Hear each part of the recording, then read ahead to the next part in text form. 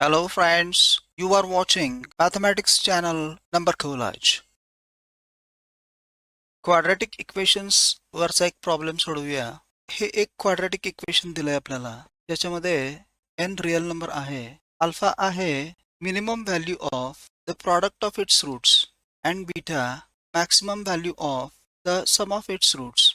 आपल्याला शोधायचं आहे sum of first 6 terms of the GP, ज्याची फर्स्ट टर्म अल्फा असून common ratio alpha upon beta आहे. दिलेलं क्वाड्रॅटिक इक्वेशन लिहूया.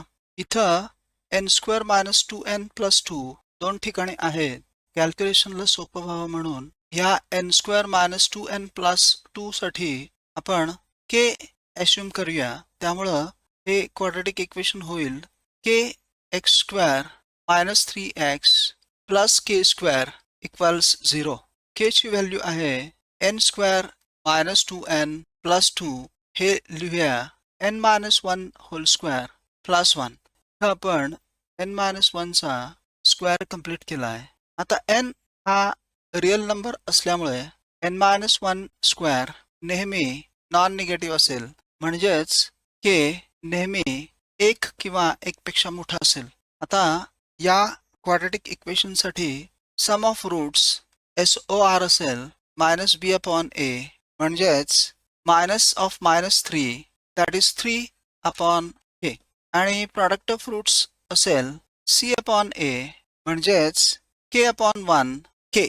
आता रूट्स जर रियल असतील तर डिस्क्रिमिनंट d हा नॉन निगेटिव्ह असायला हवा, म्हणजेच b² - 4ac, b² म्हणजेच -3² - 4a म्हणजे k आणि c म्हणजे k² >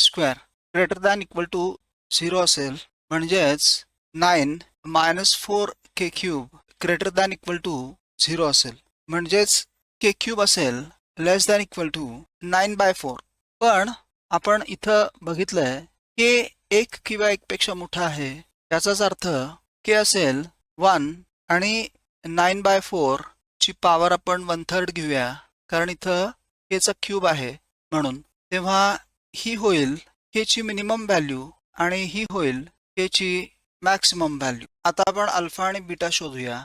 प्रश्नात म्हटलंय अल्फा हे minimum value of product of roots, त्यामुळं अल्फा होईल k ची मिनिमम व्हॅल्यू म्हणजे 1 आणि बीटा आहे सम ऑफ रूट्स ची मॅक्सिमम व्हॅल्यू, त्यामुळं बीटा होईल या 3/k ची मॅक्सिमम व्हॅल्यू, म्हणजेच बीटा होईल 3/k ची मिनिमम व्हॅल्यू, राईट.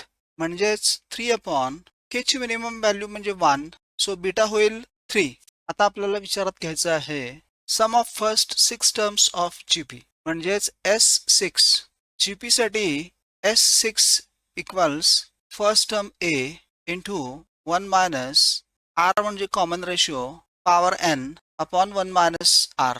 आपल्या केसमध्ये n आहे 6, फर्स्ट टर्म a आहे अल्फा प्रश्नात दिल्याप्रमाणे, म्हणजेच 1, आणि कॉमन रेशो r आहे अल्फा अपॉन बीटा म्हणजे 1/3.